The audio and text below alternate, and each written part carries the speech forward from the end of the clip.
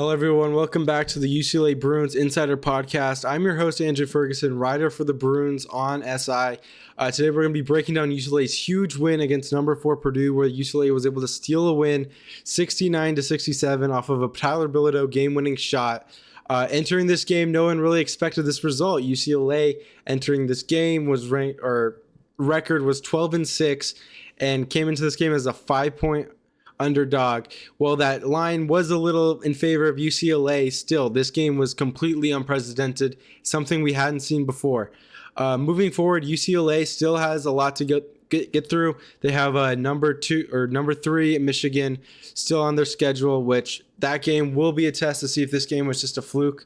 But to start off, we're going to go over some general stats for UCLA and kind of discuss what they improved on from their previous losses. Starting off, UCLA had a great game shooting. If you shoot more than 57%, which UCLA did, you're going to win the game. They also shot 45% from 3, which was honestly unexpected as well, especially with Sky Clark still dealing with injury. Trent Perry was starting for him, and Perry did well at filling in Sky Clark's role, which he has. When Clark comes back, it's going to be an interesting conversation to be had. On a more negative note, turnovers, UCLA had 10. Purdue was able to capitalize with 13 points off those 10 turnovers. Eric Daly Jr. struggled with turnovers in this one for sure. He had 2 really bad ones that really could have lost the game for UCLA. But UCLA still, they played a very consistent game and were able to recover in a very convincing fashion. Rebounding, UCLA was out-rebounded in this one, 30-24. Entering this game, Kaufman-Renn, for Purdue, was averaging 9.1 a game, and we knew entering in this game here at SI that if UCLA was going to walk out with a win, they would need to limit him, and Daly Jr. would also need to have to match his rebounding as well, and he did just that. Both of them had 7 on the night, and that was honestly the turning point in this game. UCLA was able to keep the rebounding close, and if they didn't in this game, they would not have won. That's the bottom line.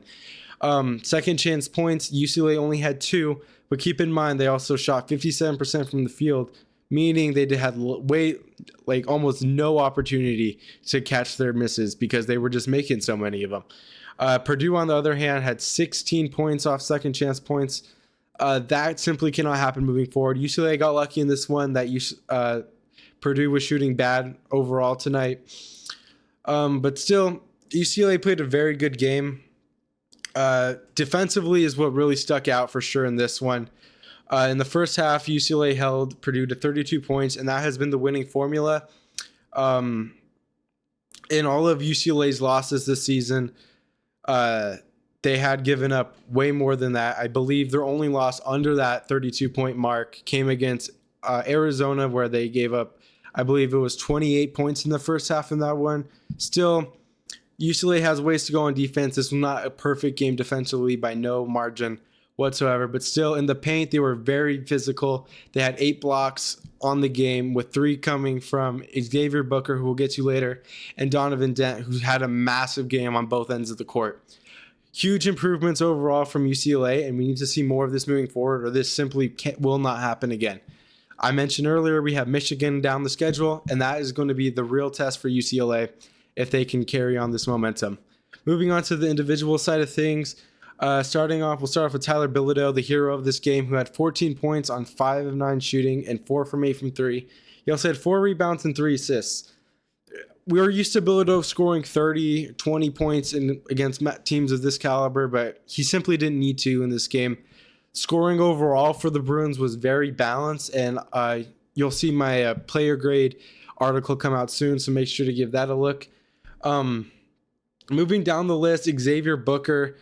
We had not seen much of Xavier Booker lately against Ohio State. He played 2 minutes. He was pulled immediately after tip-off. Well, he started in that game. Mick Cronin was not messing around with Booker. He's been very critical of Booker recently. He said in the media, went along the lines of, we need players who will give us the best chance to win, and Booker is not that player. Verbatim, he didn't say that exactly, but still, that was the point he was trying to make. Xavier Booker played very good in this game, considering, he needed to, right? there are a lot of players who are hungry for his spot.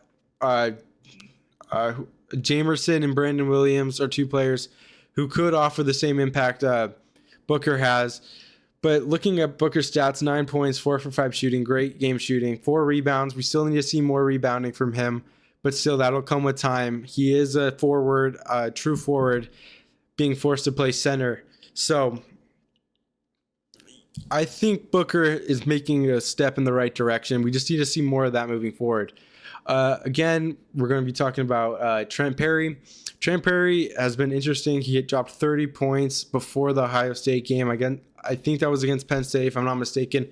But still, he dropped against Ohio State, scoring only 7. He knew he needed a good game, especially with Sky Clark coming back. Could we see Trent Perry be a permanent player in that position? I don't really think so.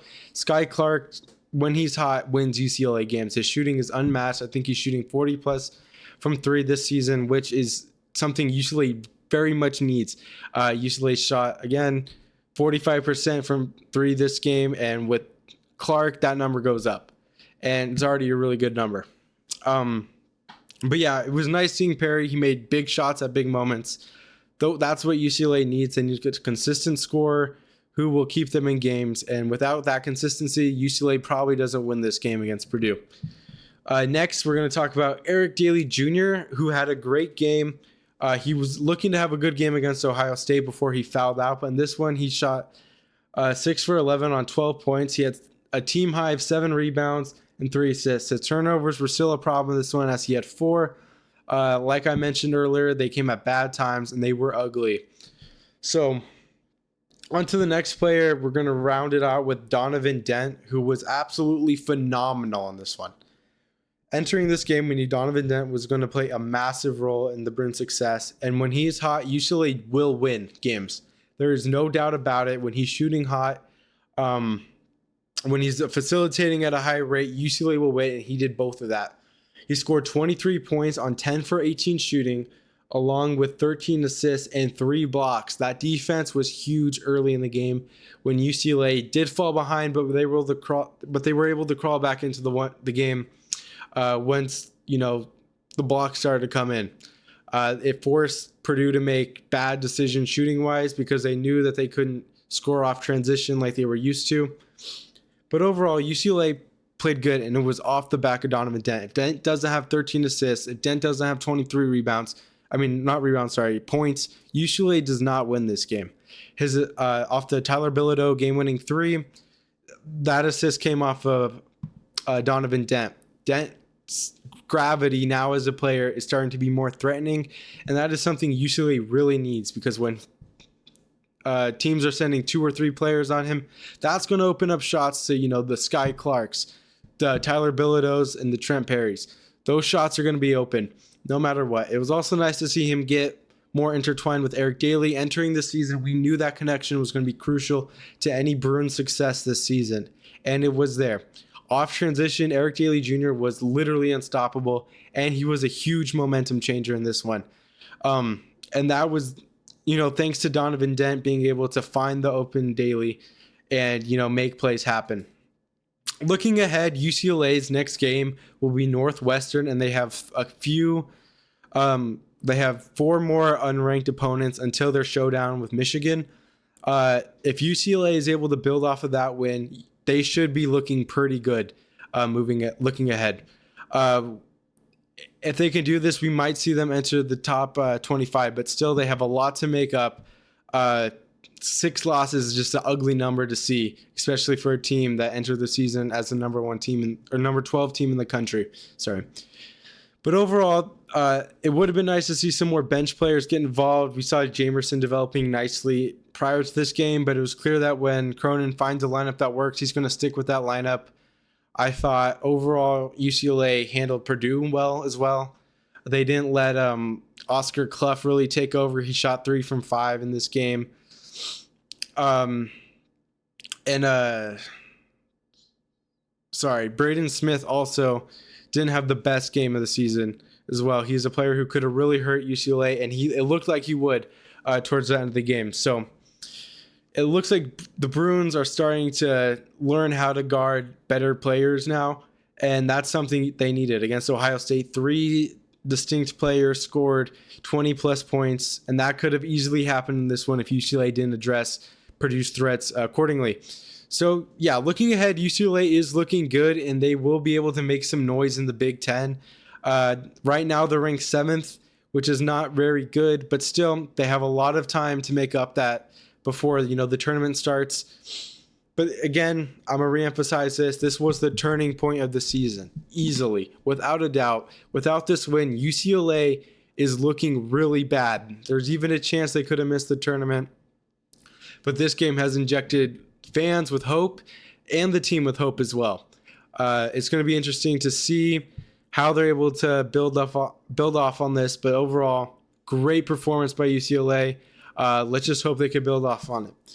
This was Andrew Ferguson. I hope you guys enjoyed the Bruins Insider podcast. And yeah, stay tuned for more episodes. I'd love to talk more Bruins basketball with you and football. We're going to have a couple more coming up this week. So yeah, make sure you stay tuned. Have a good one.